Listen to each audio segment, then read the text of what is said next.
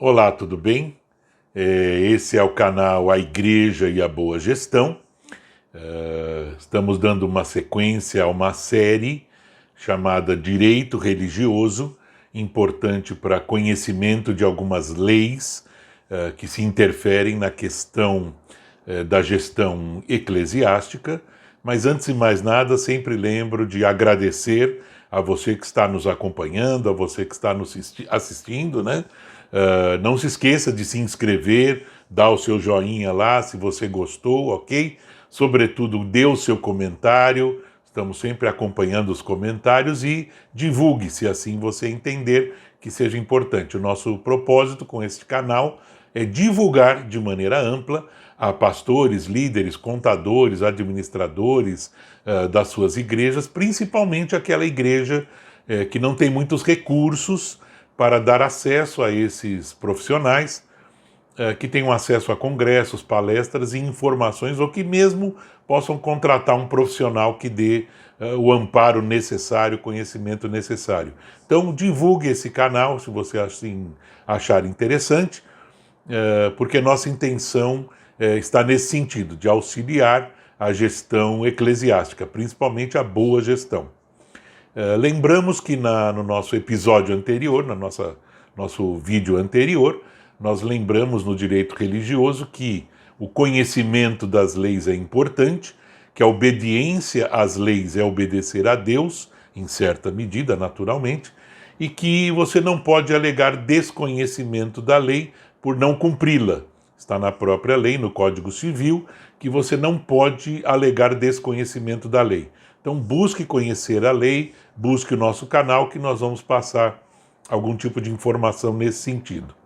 Muito bem, vamos conversar hoje sobre a origem do direito religioso. Nós vimos em episódio passado que havia uma relação muito forte entre Estado e Igreja. Essa relação foi então separada. Entretanto, vimos na nossa Constituição brasileira uma série de artigos, o próprio arcabouço jurídico fala de valores e princípios judaico-cristãos que, na verdade, têm elementos muito fortes ainda relacionados à religião, relacionados às religiões, né, de maneira geral. Importante que o direito religioso, então, na verdade, ele vem do próprio direito em si, direito brasileiro, onde esse direito brasileiro ele se divide em dois grandes grupos, o chamado direito público e o direito privado.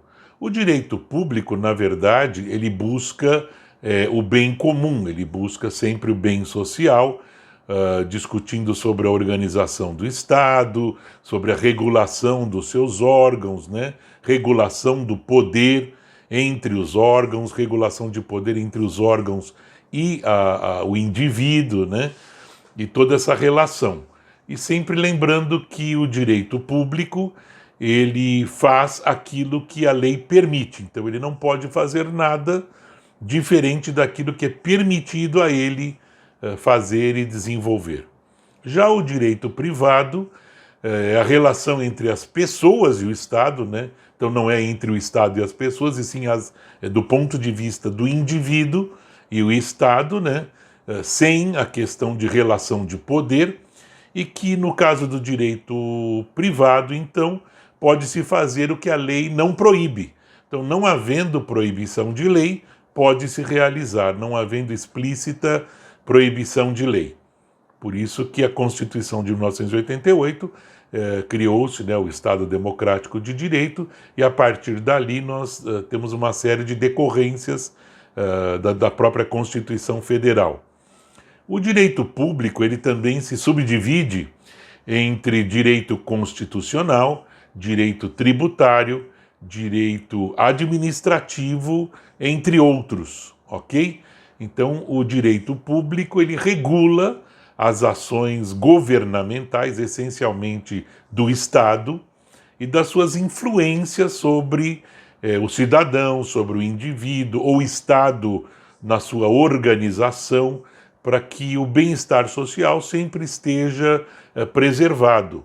O bem-estar social sempre esteja regulamentado para que não se percam valores universais, valores sociais, com o propósito da busca do bem comum.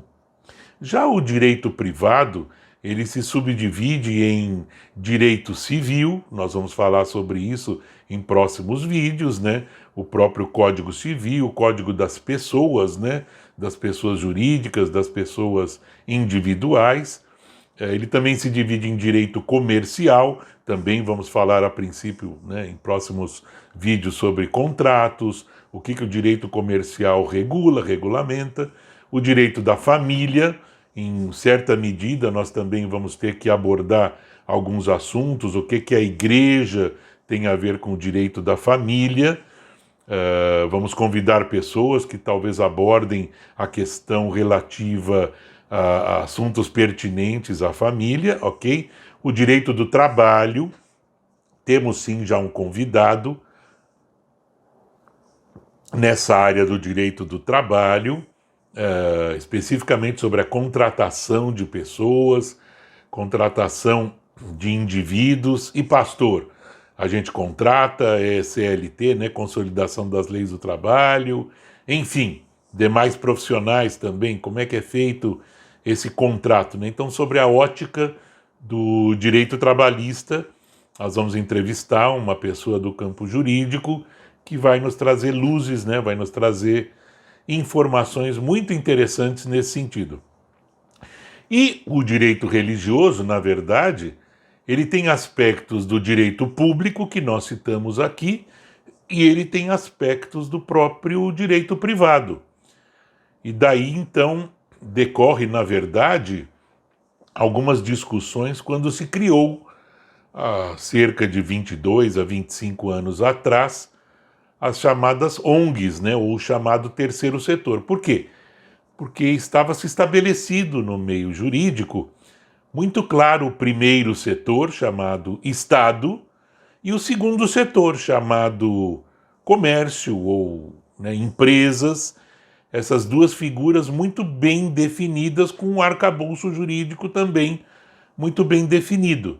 Sim, e as chamadas organizações não governamentais, porém, que lutam pelo seu bem comum, que lutam pelo bem-estar social, que lutam pela benemerência, porque as primeiras instituições religiosas que se destacaram a partir daí foram fundações, foram associações de benemerência, inclusive puxando algumas qualificações, né? Então, as Santas Casas de Misericórdia e algumas outras instituições religiosas puxaram para si algumas qualificações dadas e advindas, né, do direito público, bem como elas estão sujeitas a certos instrumentos do direito privado.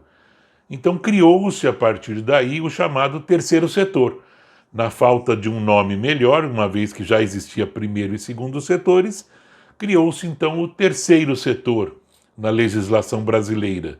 E o que é esse terceiro setor, né? O que são as ONGs? Entretanto, nós temos associações, fundações descritas no Código Civil já há bastante tempo, mas quando se criaram as organizações não governamentais de terceiro setor, foi por conta de uma reforma do Estado ocorrida no governo Fernando Henrique. Mas aí você vai ter que assistir o nosso próximo vídeo e fica aqui o nosso convite. Muito obrigado, um forte abraço, não esqueça de compartilhar. Muito obrigado e Deus te abençoe.